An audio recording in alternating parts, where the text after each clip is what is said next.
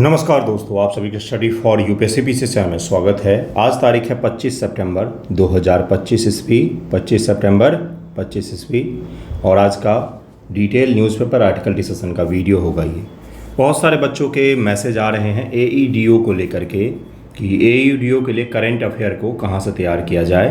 तो मैंने जो करंट अफेयर के प्रैक्टिस करवाए हैं ना 71 बीपीएससी पीटी के लिए, वो जनवरी 2025 से लेकर के मैंने करवाया है। तो जो पीटी एग्जामिनेशन में पूछा जाता है वो 1 ईयर का करंट होता है, 1 ईयर का करंट होगा। तो आपका एग्ज़ाम जो है वो जनवरी फरवरी में ही होगा। तो कृपया करके उस सभी एमसीक्यू को प्रैक्टिस करें, डिटेल में सभी एमसीक्यू को लगाना शुरू कर दें, जिससे ये होगा कि आपका करंट अफेयर का सेक्शन तैयार हो जाएगा और वहीं से करंट पूछा जाता है। नॉर्मली 1 ईयर का है तो वहीं से पूछा जाएगा, कृपया उसको सीरियसली तैयार करें।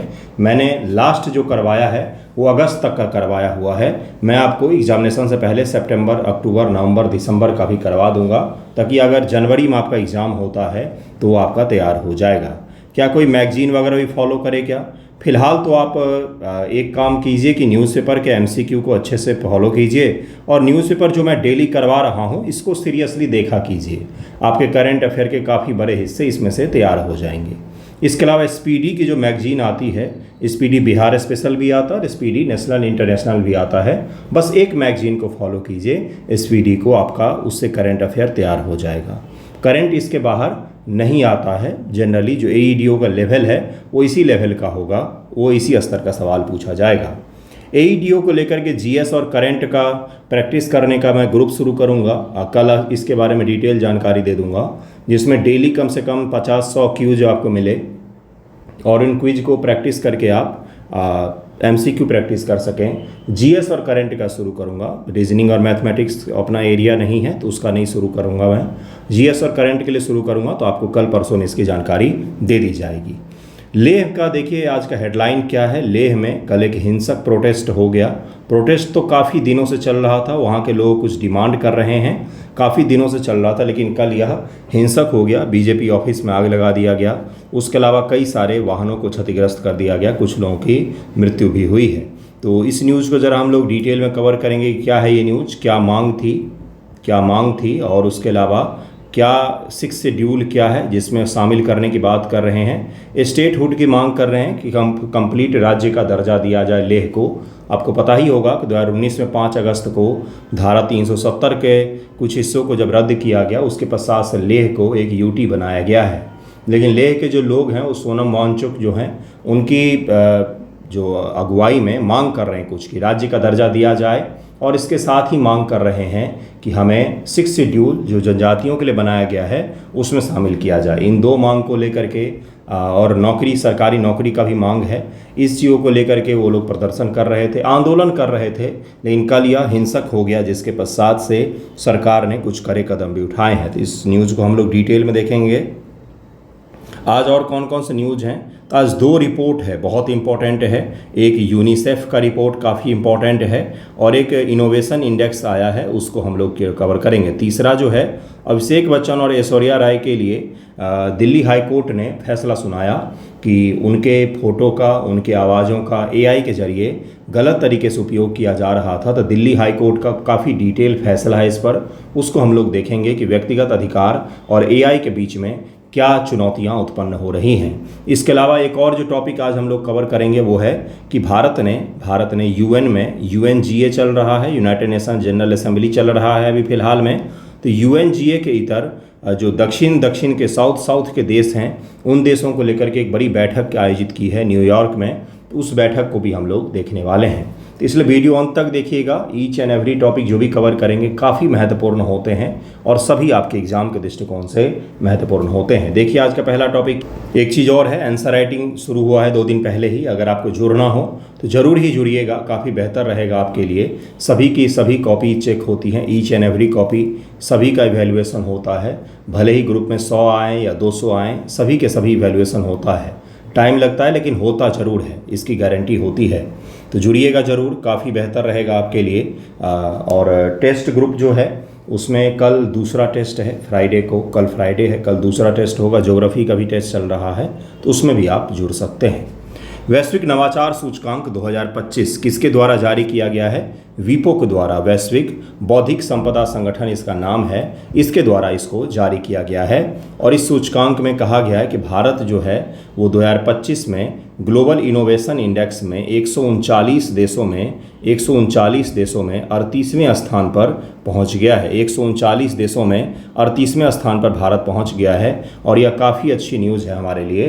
देखिए इसमें क्या है, 2020 में 48वें स्थान की तुलना में काफ़ी बेहतर सुधार हुआ है भारत के किसमें, तो इनोवेशन में, वैश्विक नवाचार इनोवेशन में हमने काफ़ी हद तक सुधार किया है। सबसे पहला सवाल क्या पूछा जाएगा, किसके द्वारा जारी किया जाता है? तो वैश्विक संपदा संगठन, वर्ल्ड जो इंटेलेक्चुअल प्रॉपर्टी ऑर्गेनाइजेशन है वीपो, उसके द्वारा जारी किया जाता है, जिसमें भारत की रैंकिंग 2025 ईस्वी में 139 देशों में 38वें पोजीशन पर हैं हम। 2020 में हम 48वें पोजीशन पर थे, अर्थात हमारे इनोवेशन में 10 अंकों का सुधार पिछले 5 वर्षों में देखा गया है। ये पहला एनालिसिस हो गया छोटा सा। वर्ष 2007 में प्रस्तुत किया गया ग्लोबल इनोवेशन इंडेक्स। अब जरा हम लोग वैश्विक नवाचार सूचकांक के बारे में समझेंगे।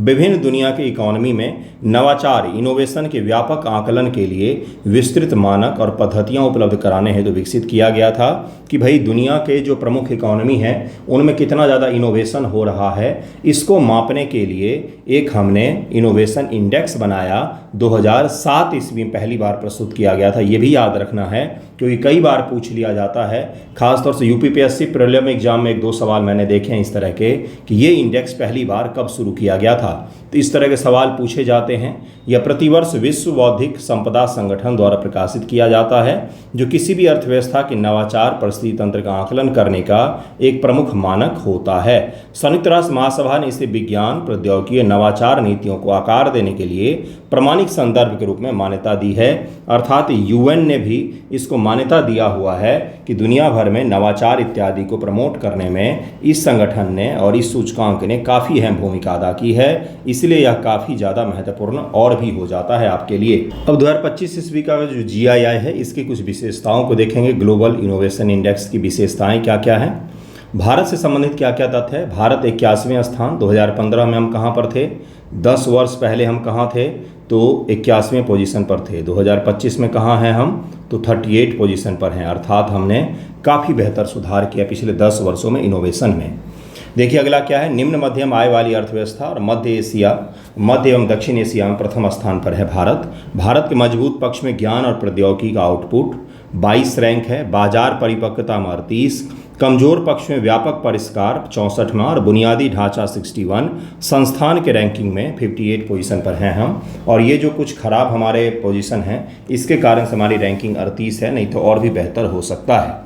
शीर्ष रैंकिंग वाली अर्थव्यवस्थाएं, शीर्ष 5 नवोन्मेषी अर्थव्यवस्था में स्विट्जरलैंड है पहले स्थान पर, दूसरे पर स्वीडन है, तीसरे पर आपको पता ही अमेरिका है, चौथे पर कौन है, दक्षिण कोरिया, और 5वें पर सिंगापुर है। चीन पहली बार शीर्ष 10 में शामिल हुआ और 10वां स्थान हासिल किया है चीन ने। तो दुनिया की जो प्रमुख अर्थव्यवस्थाएं हैं वो इनोवेशन को लेकर के टॉप पर हैं। अमेरिका तीसरे पोजीशन पर है, चीन 10वें पोजीशन पर है। एशिया में सबसे अच्छा सिंगापुर का ही होगा मेरे हिसाब से। 5वां स्थान चौथा स्थान दक्षिण कोरिया का है और 5वां सिंगापुर का है। तो ये दोनों देश इनोवेशन में काफ़ी बेहतर कर रहे हैं एशिया में। दक्षिण एशिया में भारत जो है वो प्रथम स्थान पर है और चीन जो है वो 10वें पोजीशन पर बना हुआ है। शीर्ष नवाचार क्लस्टर, विश्व के शीर्ष नवाचार क्लस्टर चीन और हांगकांग में शेंजेंग हांगकांग गुआंगझो प्रथम, जापान में टोक्यो योकोहामा द्वितीय स्थान पर है। सकारात्मक सामाजिक आर्थिक प्रभाव, वर्ष 2024 में श्रम उत्पादकता में 2.5% की वृद्धि दर्ज की गई है। जीवन प्रत्याशा 73 वर्ष तक पहुंच गई है और अत्यधिक गरीबी घट करके 817 मिलियन हो गई है। 2004 के स्तर से आधे से भी कम पर हम ये सुधार करके ले आए हैं। ये भारत के बारे में आंकड़ा में बताया गया है। ओके, तीव्र तकनीकी उन्नति हो रही है, ऐसा भी इसमें कहा गया है कि हम लोग पवन ऊर्जा, जीनोम अनुक्रम सहित कई सारे जो क्षेत्र हैं सुपर कंप्यूटिंग वगैरह, उसमें हमने काफ़ी बेहतर प्रदर्शन किया है, काफ़ी अच्छा सुधार किया है। देखिए अगला क्या है, भारत के नवाचार परिदृश्य की वर्तमान में स्थिति क्या है। जो आपसे सवाल पूछा जाएगा ना मेंस में, वो वन लाइनर नहीं पूछा जाएगा कि मैं आपको वन लाइन पढ़ा करके छोटे छोटे पॉइंट्स पढ़ा करके मैं आगे बढ़ जाऊं और अपना काम मैं ख़त्म समझ लूं। ऐसा नहीं होता है। सवाल आपसे अगर मेंस एग्जामिनेशन में इससे पूछ लिया गया लॉन्ग फॉर्मेट में, तो आपके पास कंटेंट होना चाहिए लिखने का 4 पेज। वहाँ पर फिर आप सोच करके इसमें नहीं लिख सकते हैं, क्योंकि ये फैक्ट बेस्ड टॉपिक है और जो है वही लिखना पड़ेगा। इसलिए जितना ज़्यादा आप इसमें कंटेंट को ग्रहित करेंगे उतना सही रहेगा। मैं आपको इसे बनी बनाई बातें अगर बता दूंगा और बनी बनाई बातें आप लिखे लेंगे तो आपको नंबर नहीं मिलने जा रहा है, क्योंकि यह इंडेक्स है, रिपोर्ट है।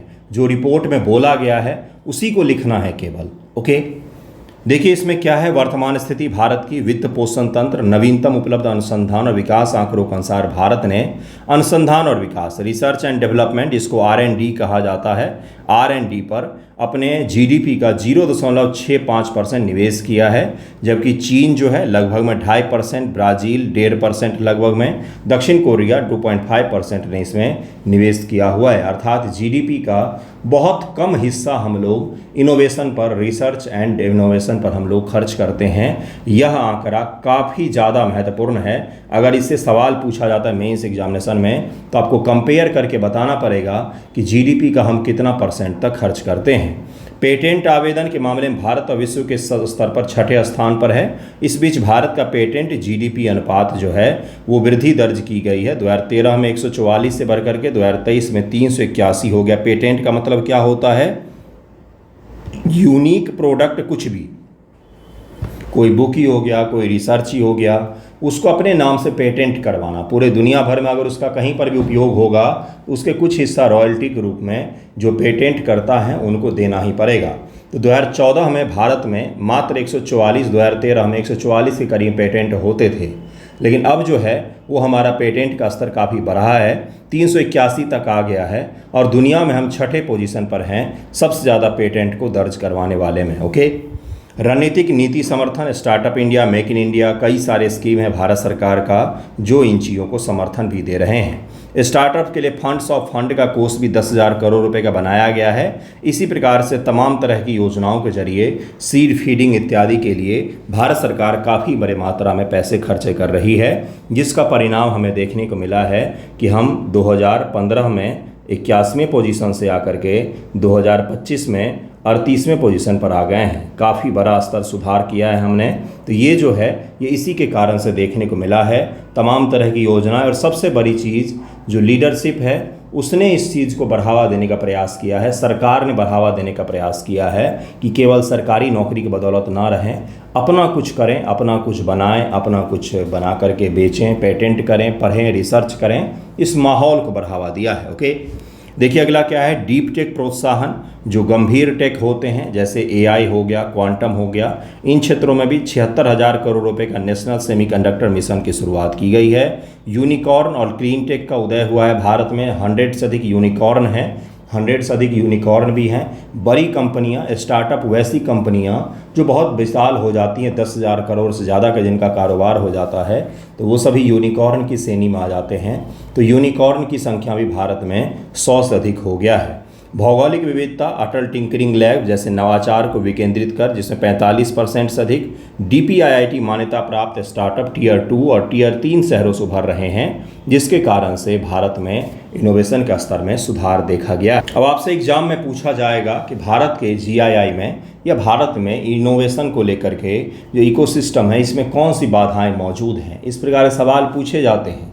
आपको बताऊं, अभी हमने चर्चा की Atal tinkering lab, 69th BPSC mains का सवाल है। 69th BPSC मेंस में शॉर्ट आंसर पूछा गया है साइंस एंड टेक में यह सवाल। देखिएगा उल्टा करके, कब की योजना है ये? 2018-19 के आसपास में शुरू किया गया था इसको। अब कब पूछा गया है? 69 BPSC पिछले साल जो हुआ है उसमें पूछा गया है मेंस एग्जामिनेशन में। अटल टिंकरिंग लैब के बारे में, अटल इनोवेशन मिशन के बारे में पूछा गया है।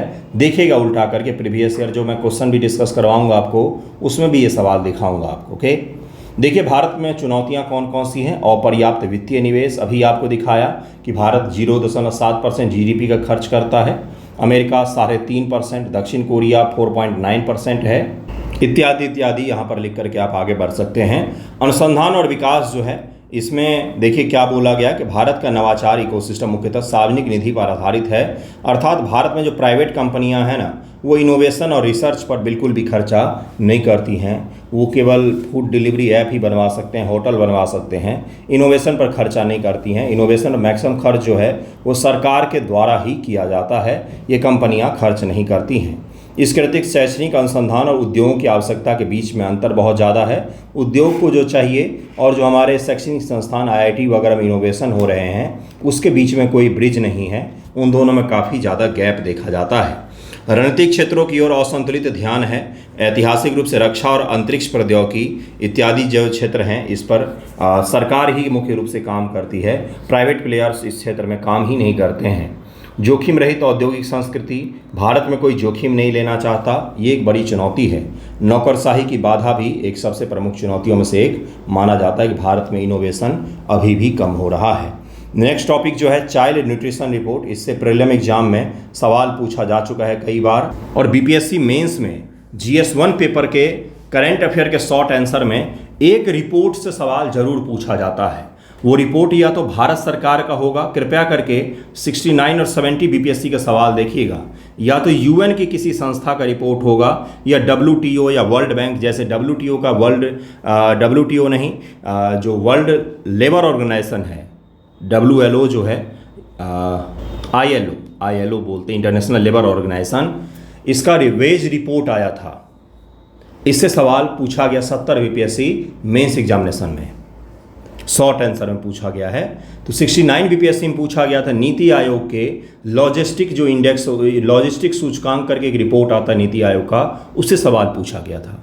एक रिपोर्ट से सवाल जरूर पूछा जाता है मेंस एग्जामिनेशन में, इसलिए कृपया करके जो रिपोर्ट पढ़ा रहा हूँ इस पर आंसर राइटिंग का भी प्रैक्टिस कर लीजिएगा, खास तौर से शॉर्ट आंसर में प्रैक्टिस कर लीजिएगा, क्योंकि सवाल पूछा जाता है।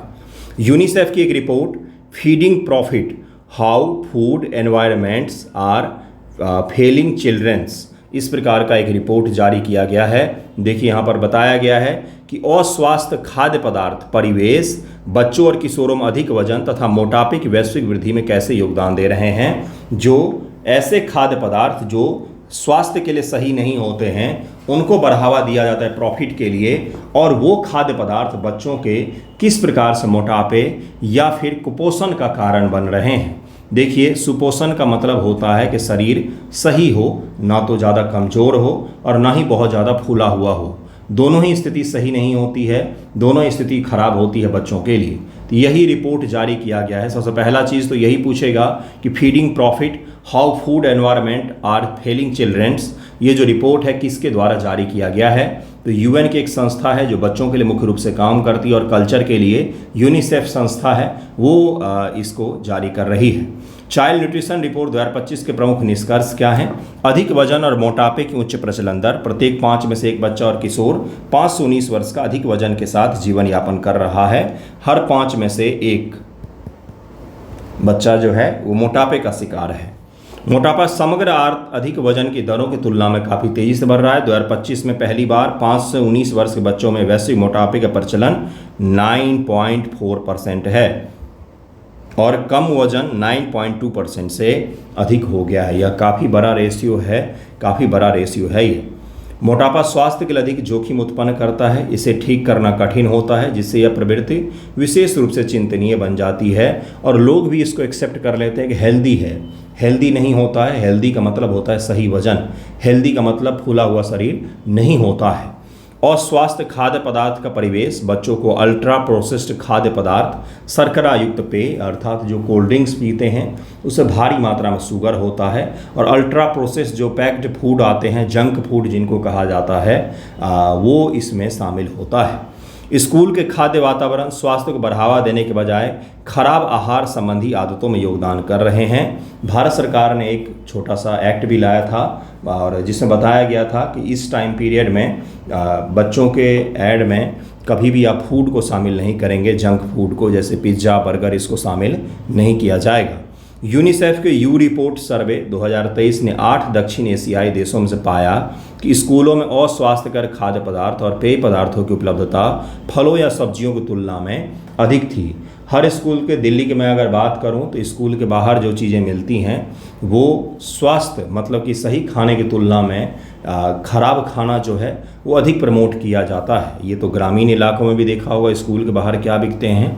गरीब क्षेत्रों में बच्चे अमीर धनी समान वर्गीय साथियों की तुलना में अस्वास्थ्यकर खाद्य पदार्थ जैसे कि शर्करा वाले अनाज, नाश्ते, मीठे पेय के प्रति अधिक संवेदनशील होते हैं। कानूनी सुरक्षा की कमी जो इस रिपोर्ट में बताया गया है, यह रिपोर्ट मान लीजिए मेंस एग्जामिनेशन में आपसे पूछ ले कि क्या है इसके बारे में बताएं, तो वहाँ पर आपको लिखना पड़ेगा कि कानूनी सुरक्षा की कमी है। 202 देशों में केवल 18% देशों में स्कूल के खाद्य पदार्थों के लिए अनिवार्य पोषण मानक बनाए गए हैं। दुनिया के 202 देशों में से मात्र 18% में ही स्कूल में कैसा भोजन मिलेगा इसको लेकर के मानक बनाया गया है, नहीं तो कहीं पर भी कोई मानक है ही नहीं। केवल 19% देशों में अस्वास्थ्य खाद्य पदार्थ और शर्करा युक्त पेयों पर राष्ट्रीय कर लगाए गए हैं जिसमें अधिक शुगर होता है। जैसे अमेरिका में कोई मीठा उत्पाद खरीदेंगे तो आपको ज़्यादा टैक्स देना पड़ता है क्योंकि सरकार मीठा खाने को हतोत्साहित करती है क्योंकि उससे काफ़ी ज़्यादा स्वास्थ्य से जुड़ी हुई चिंताएँ पैदा होती हैं। अधिकांश देश स्वैच्छिक या विखंडीय उपायों पर निर्भर हैं जिससे बच्चे स्वास्थ्य खाद्य प्रणाली के प्रति असुरक्षित हो रहे हैं। इस रिपोर्ट में और क्या क्या बताया गया है, तो ये तो ओवरवेट वगैरह बताया गया है कि ओवरवेट किसको कहते हैं, बच्चों और किशोरों में अधिक वजन किसको कहते हैं, मोटापा किसको कहते हैं, इसको बताया गया है। हम लोग आएंगे भारत वाले हिस्से पर। भारत में बढ़ता अधिक वजन मोटापा, 5 वर्ष से कम आयु के बच्चों में अधिक वजन और मोटापे के प्रचलन 127% बढ़ा है, 127% बढ़ गया है। क्यों भाई? क्योंकि सही भोजन नहीं मिलने के कारण से, कुछ भी खा लेने से। ओके, राष्ट्रीय परिवार स्वास्थ्य सर्वेक्षण 3 2005 से 2006 1.5% से NFHS 5 में 3.4% हो गया है, डबल से भी ज़्यादा हो गया है। किशोर लड़कियों में अधिक वजन मोटापे में 125% की वृद्धि देखी गई है और लड़कों में यह वृद्धि 288% हो रही है जो कि अति गंभीर हो गया है। मतलब डबल से भी ज़्यादा प्रकार से, ट्रिपल गति से मोटापे बढ़ रहे हैं किशोरों में, अर्थात 18-19 साल के बच्चों से कम उम्र के आयु के बच्चों में ये चीज़ इतना ज़्यादा बढ़ रहा है। भविष्य का भार 2030 तक भारत में 27 मिलियन बच्चे और किशोर मोटापे से प्रभावित हो सकते हैं जो वैश्विक भार का 11% है क्योंकि आबादी हमारी बहुत ज़्यादा है। मोटापे में वृद्धि के कारक क्या है? आहार में बदलाव है पहला कारण, विपणन का प्रभाव है, सुपरमार्केट और हाइपरमार्केट इत्यादि जो होते हैं और स्वास्थ्यकर खाद्य पदार्थों को बढ़ावा देते हैं और इजी हो गया है आजकल, उपलब्ध भी सभी जगहों पर, अगल बगल में ही सब कुछ मिल जाते हैं, नहीं तो ऑनलाइन मंगा लो, और उसी के कारण से ये समस्याएं देखी जा रही हैं। तो इसको याद रखिएगा इस रिपोर्ट को। नेक्स्ट टॉपिक पर हम लोग चलते हैं जो है लेह प्रोटेस्ट। यह प्रोटेस्ट क्यों हुआ है, इसके 4 मांगों को सबसे पहले हम लोग देखेंगे कौन कौन सी 4 मांग हैं। उसके पश्चात से हम लोग छठी शेड्यूल जो है उसको डिटेल में देखेंगे। स्टेटहुड की सबसे पहली मांग है कि लद्दाख को पूर्ण राज्य का दर्जा दे ताकि स्थानीय लोग अपनी संस्कृति और संसाधनों पर ज़्यादा नियंत्रण रख सकें, स्थानीय लोग जो है अपने कल्चर को प्रोटेक्ट कर सकें। चूँकि लद्दाख जो है एक जनजातीय एरिया है, यूनिक कल्चर है उसका, तो किस राज्य का कल्चर यूनिक नहीं है? किस राज्य का कल्चर जो है वो यूनिक नहीं है? यूपी बिहार का यूनिक नहीं है क्या? तेलंगाना का यूनिक नहीं है क्या? नागालैंड का यूनिक नहीं है क्या? तमिलनाडु का यूनिक नहीं है क्या? हर राज्य का यूनिक कल्चर होता है। तो कोई मांग सही हो तब तो यूटी का दर्जा दिया गया है, पूर्ण राज्य भी बना दिया जाएगा आने वाले समय में। फिलहाल तो यूटी का दर्जा दिया गया है उसको। देखिए अगला क्या है, 6th शेड्यूल। संविधान की 6ठी अनुसूची के तहत आदिवासी बहुल क्षेत्र जैसे असम, मेघालय का विशेष संरक्षण दें जिससे स्थानीय स्वायत्त परिषद बने, भूमि नौकरियों पर बाहरी हस्तक्षेप न हो। कौन सा बाहरी हस्तक्षेप भाई? कौन से बाहर के लोग जा रहे हैं वहाँ पर? नौकरी और शिक्षा में आरक्षण, लद्दाख के मूल निवासियों के लिए 100% आरक्षण, पहले 95% का प्रस्ताव था। संसदीय सीट, लेह और कारगिल के लिए अलग अलग लोकसभा की सीटें बनाई जाएं, ये भी मांग किया जा रहा है कि लेह के लिए अलग, लेह जो एरिया है कैपिटल एरिया है उसके लिए अलग हो और जो कारगिल का एरिया है उसके लिए अलग हो। क्या? तो संसदीय का क्षेत्र हो, लोकसभा की सीट बढ़ाने की भी मांग की जा रही है। 6th शेड्यूल के बारे में ज़रा हम लोग डिटेल में देखेंगे। प्रीलिम एग्जाम में बहुत बार पूछा गया है 6th शेड्यूल के बारे में कि भाई क्या है ये, क्या नहीं है। ATMM असम, त्रिपुरा, मेघालय, मिजोरम के लिए जनजातीय क्षेत्र के प्रशासन के लिए विशेष प्रावधान बनाए गए हैं। ATMM असम, त्रिपुरा, मेघालय, मिजोरम, इसको याद रखिएगा, यह सवाल पूछा जाता है। तो जरा इसको डिटेल में देखेंगे कि छठी अनुसूची भारतीय संविधान का महत्वपूर्ण हिस्सा है जो विशेष रूप से आदिवासी बहुल क्षेत्रों को स्वायत्ता और संरक्षण प्रदान करने के लिए बनाई गई है। इसे संविधान का अनुच्छेद 244(2) और छठी अनुसूची के तहत लागू किया गया है। यह मूल रूप से ब्रिटिश काल में 1935 के गवर्नमेंट ऑफ इंडिया एक्ट की धारा 91 और 92 से प्रेरित है, अर्थात 1935 का जो भारत शासन अधिनियम है उसी के तहत में यह प्रावधान लाया गया था। उसी को बाद में भारत का संविधान जब बना तो उसमें भी इसको शामिल किया गया, क्योंकि जनजातीय क्षेत्र जो होते हैं हमेशा से ही स्वायत्ता के लिए जाने जाते हैं, तो उनको स्वायत्त रूप से शासन पद्धति देने के लिए 6 शेड्यूल को अपनाया गया, जो भारतीय संविधान की बहुत ही अलग विशेषता मानी जाती है कि हमारे संविधान के तहत में हम संविधान के द्वारा मान्यता देते हैं कुछ स्वायत्त क्षेत्रों को, जहां पर भारत के संसद का भी कानून डायरेक्टली लागू नहीं होता है। बिल्कुल सही सुन रहे हैं आप। वहाँ पर एक काउंसिल होता है जो भारत के संसद द्वारा बनाए गए कानून को, राज्यपाल की अध्यक्षता में एक स्वायत्त काउंसिल होता है, ऑटोनोमस डिस्ट्रिक्ट काउंसिल जिसको कहा जाता है, वो उन कानूनों का परीक्षण करती है और वो जब अनुमति देती है तब जाके स्वायत्त क्षेत्रों में कानून लागू किए जाते हैं। तो इसी को भारतीय संविधान में छठी अनुसूची के तहत में विशेष मान्यता दिया गया है। फिलहाल में कुछ राज्यों में लागू है। छठी अनुसूची का उद्देश्य क्या था? आदिवासी संस्कृति की रक्षा, स्वायत्त शासन, भूमि और संसाधन का नियंत्रण, विकास के लिए लचीलापन, ये 4 इसके उद्देश्य रखे गए थे। कौन कौन इसमें शामिल है? तो असम, मेघालय, त्रिपुरा और मिजोरम शामिल हैं। ATMM असम, त्रिपुरा, मेघालय, मिजोरम, इसको याद रखिएगा, यह सवाल पूछा जाता है।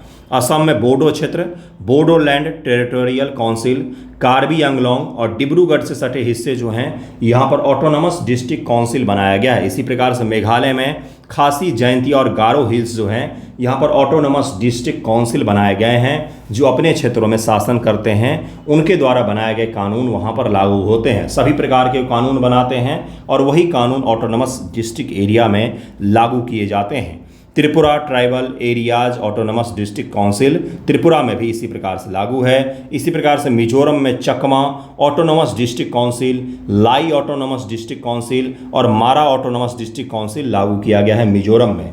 सभी राज्यों का अलग अलग डिस्ट्रिक्ट काउंसिल के नाम याद रखिएगा। हो सकता है यही मैच करने को दे दे अगर कठिनतम सवाल पूछा जाता है, क्योंकि 6 शेड्यूल लेह के प्रदर्शन के कारण से काफ़ी ज़्यादा चर्चा में है पिछले 6 महीनों से। लद्दाख जैसे क्षेत्र अभी छठी अनुसूची में शामिल नहीं है, लेकिन वहाँ के लोग इसकी मांग कर रहे हैं क्योंकि वहाँ की यूनिक संस्कृति है और यूनिक आदिवासी कल्चर है। वहाँ पर आदिवासियों की संख्या काफ़ी ज़्यादा है, ट्राइब्स काफ़ी ज़्यादा हैं, जिसके कारण से वो मांग कर रहे हैं। मुख्य प्रावधान क्या क्या होता है भाई? तो स्वायत्त जिला परिषद होता है, जो एक क्षेत्र में चुनी हुई परिषद हो जो स्थानीय मामले सहित तमाम मामलों पर स्वतंत्र रूप से निर्णय लेती हैं।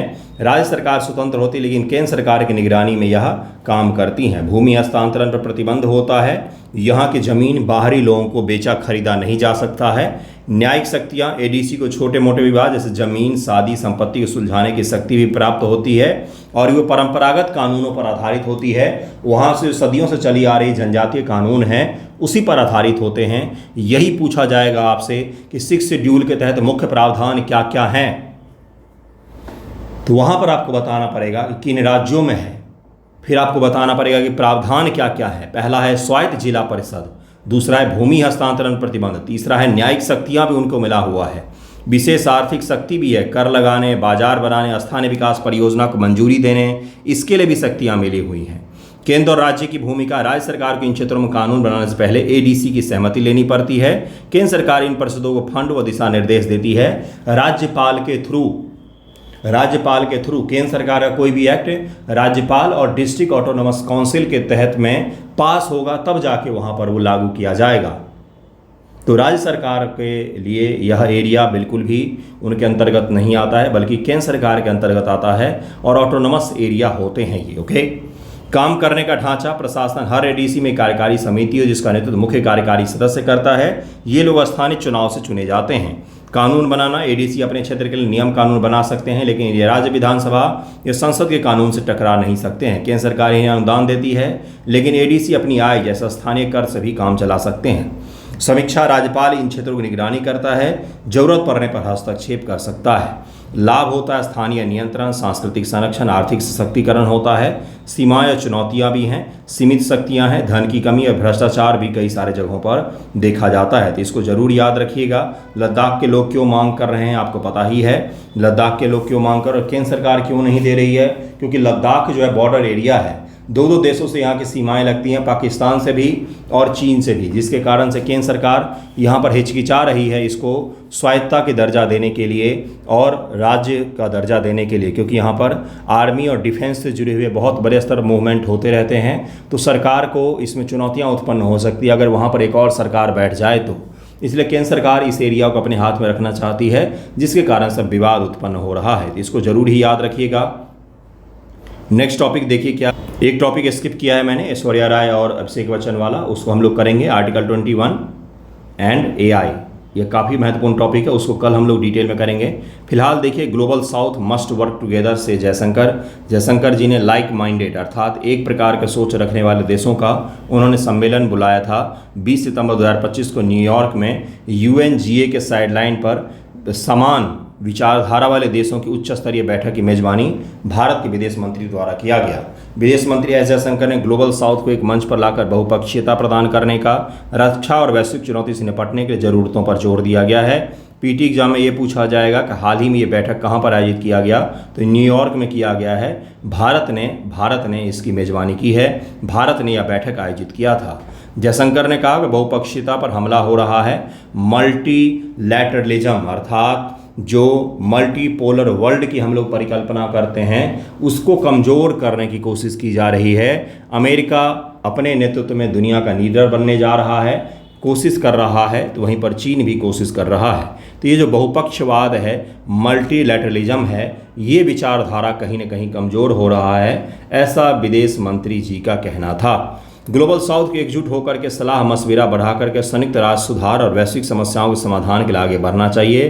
संयुक्त राष्ट्र सुधार यानी कि UNSC United nation security council में विकासशील देश जैसे भारत को शामिल करना चाहिए, जैसे ब्राज़ील को शामिल करना चाहिए, जैसे जापान और जर्मनी को भी शामिल करना चाहिए। इसकी मांग वहाँ पर हो रही है, इसकी मांग की गई। ग्लोबल साउथ क्या है? ग्लोबल साउथ विकासशील देशों का समूह है जो मुख्य रूप से Asia, Africa, Latin America, Caribbean क्षेत्र में स्थित हैं। इनको कलेक्टिव रूप से ग्लोबल साउथ कह दिया जाता है, ग्लोबल साउथ कह दिया जाता है। चुनौतियां क्या क्या हैं? यूक्रेन का युद्ध, गजा संकट, जलवायु परिवर्तन, खाद्य पानी की कमी जैसे वैश्विक चुनौतियां उत्पन्न हो रही हैं। जैसे डोनाल्ड ट्रंप महोदय ने जो भाषण दिया यूनाइटेड नेशन में, उसमें उन्होंने बोला कि दुनिया का सबसे बड़ा फ्रॉड है ग्लोबल वार्मिंग।